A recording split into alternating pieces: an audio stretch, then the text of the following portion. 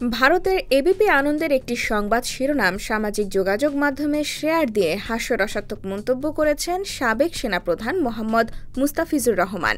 শনিবার রাতে নিজের ভেরিফাইড ফেসবুক আইডিতে দেওয়া এক পোস্টে তিনি এই হাস্যরসাত্মক মন্তব্য করেন। সাবেক লেফটেন্যান্ট কর্নেল ফেসবুক পোস্টে লেখেন, আলহামদুলিল্লাহ, আশা করছি অচিরেই শেখ হাসিনা অপারেশন পেহচানের আওতায় গ্রেফতার হবেন এবং বাংলাদেশে পুশিন হবেন। তারপর একটি হাসির ইমোজি দিয়েছেন। এবিপি আনন্দের সংবাদ শিরোনামটি ছিল, বাংলাদেশিদের গ্রেফতার করতে অপারেশন পেহচান, নয়ডা থেকে গ্রেফতার 10। ভারতের এবিপি আনন্দের প্রতিবেদনে উল্লেখ করা হয়েছে, অবৈধ অভিবাসীদের চিহ্নিত করতে এবং গ্রেফতার করতে অপারেশন পেহচান পরিচালিত হচ্ছে। এই অভিযানের অংশ হিসেবে নয়ডা থেকে 10 জন সাংবাদিককে গ্রেফতার করা হয়েছে। ছাত্র জনতার গণ অভ্যুত্থানে গত 5 আগস্ট প্রধানমন্ত্রী পদ থেকে ইস্তফা দিয়ে ভারতে পালিয়ে যান শেখ হাসিনা। এরপর থেকে তিনি দেশটিতে অবস্থান করছেন।